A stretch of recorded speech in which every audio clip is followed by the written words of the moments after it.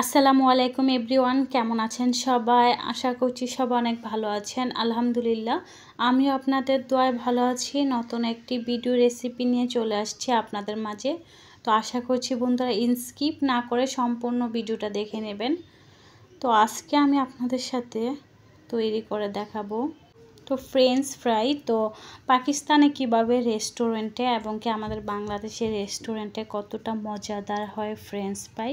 তো এগুলা যদি এরকমভাবে তৈরি করেন তো বাসায় অবশ্যই রেস্টুরেন্টের মতোই মজা হবে। তো এখানে আমি আলু নিয়েছি, আলুগুলো তো বন্ধুরা আলুগুলো এভাবে আমি ভালো করে ছিলকাগুলো ছাড়িয়ে নিলাম। তো দেখতে পাচ্ছেন এখানে আমি 5টা আলু নিয়েছি।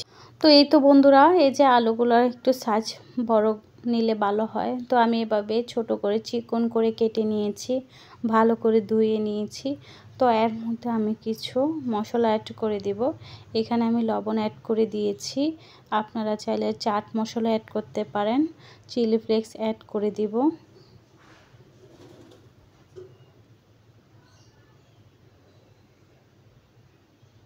তো এই তো বন্ধুরা বাসায় যদি মাঝে মাঝে এরকম রেস্টুরেন্ট স্টাইলে ফ্রেঞ্চ ফ্রাই তৈরি করে খেতে পারেন তো খুবই মজাদার, খুবই ভালো লাগে এবং কি একদম মুচমুচে হয়। তো এখানে আমি চিলি ফ্লেক্স দিয়ে দিয়েছি, আপনারা চাইলে জালটা একটু বেশি করে দিতে পারেন।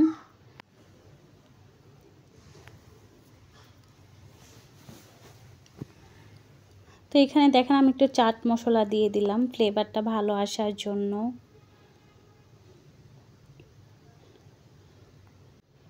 তো এখানে আমি 2 থেকে 3 চামচ কর্নফ্লাওয়ার দিয়ে দিব। আপনারা চাইলে সামান্য পরিমাণ একটু ময়দাও দিতে পারেন, আবার চাইলে এখানে ডিমও অ্যাড করতে পারেন। তো আমি ডিমটা স্কিপ করলাম। তো হাত দিয়ে ভালোভাবে মেখে নেব।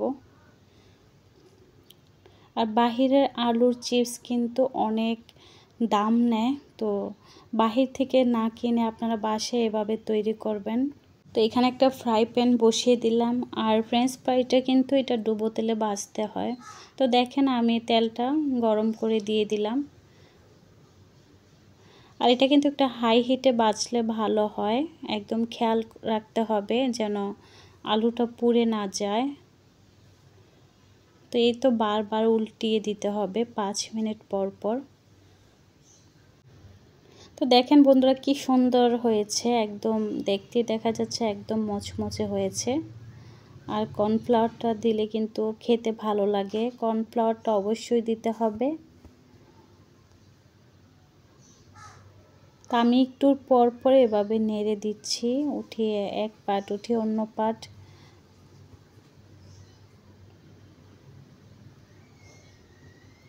তো এই তো এরকম করে আমি ভেজে নিয়েছি। দেখেন কতটা, দেখতেই বুঝতে পারবেন যে কতটা মচমচে হয়েছে। তো এরকম আমি উঠিয়ে নেব। আর দেখতেও কিন্তু রেস্টুরেন্টের স্টাইলে লাগছে, রেস্টুরেন্ট থেকে আরও বেশি মজাদার হয় বাসায় যদি এভাবে তৈরি করেন আপনারা।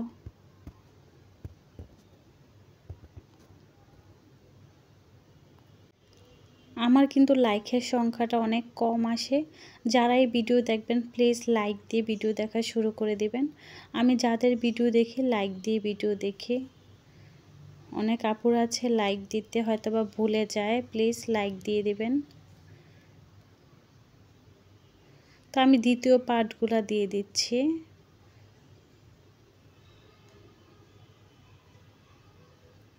এই তো দেখেন বন্ধুরা কতটুকু মচমচে হয়েছে, দেখেন কি সুন্দর হয়েছে, যে হাতও ভাঙবে না আপনার।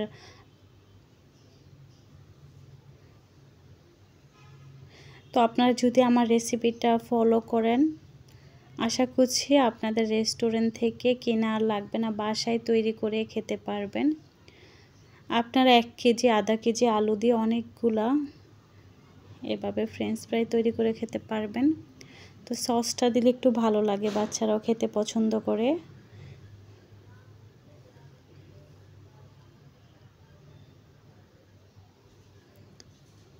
আর আমি বাচ্চাদেরকে বেশি একটা সস খেতে দেই না, কারণ মাঝে মাঝে আলুর চিপস বিভিন্ন ইয়ের সাথে একটু খেতে দেই, এভাবে সবসময় আমি সস খেতে দেই না। তো আশা করছি আমার রেসিপিটা আপনারা ফলো করবেন, আর কেমন হয়েছে কমেন্ট করে জানাবেন। আপনাদের কমেন্টে কিন্তু আমাদের ভিডিও জাগার উৎসাহ জাগে। আর ভিডিওর নিচে কেউ কখনো বন্ধু বলবেন না, আপনারা অনেকে দেখি ভিডিওর নিচে এসে বলেন বন্ধু, তো এটা কেন করেন? এটাতে কিন্তু সমস্যা হয়। আপনারা হয়তো অনেকে যারা নতুনরা তারা হয়তো বা বোঝে না। আমরা এক সময় নতুন ছিলাম, কিছুই বুঝি নাই। তো অনেক বড় বড় ইউটিউবার আপুরা আছে, এই সম্বন্ধে অনেক ভিডিও করে, ওই আপুদের কাছে যাবেন, বুঝবেন কি বলে ওরা। তো এখানে রাতে কিছু বাজার নিয়ে আসলাম, সবজি নিয়ে আসলাম, তো এগুলো বসে বসে কাটতেছি। পালং শাক নিয়ে আসছি, ফুলকপি নিয়ে আসছি, তো বসে বসে কাটতেছি, আজকে রান্না করব। তো বন্ধুরা, যারা যারা আমার ভিডিও রেগুলার দেখেন সবাইকে আমার পক্ষ থেকে অসংখ্য ধন্যবাদ। তো সবার কাছ থেকে আজকের জন্য বিদায় নিচ্ছি। ইনশাল্লাহ পরবর্তী ভিডিও নিয়ে আবারও চলে আসব। আর যারা যারা এতক্ষণ পর্যন্ত ধৈর্য সহকারে আমার ভিডিওটা দেখেছেন সবাইকে ভালোবাসা দিলাম। তো সবাই ভালো থাকবেন, সবাই সুস্থ থাকবেন। আসসালামু আলাইকুম ওয়া রাহমাতুল্লাহি ওয়া বারাকাতুহু।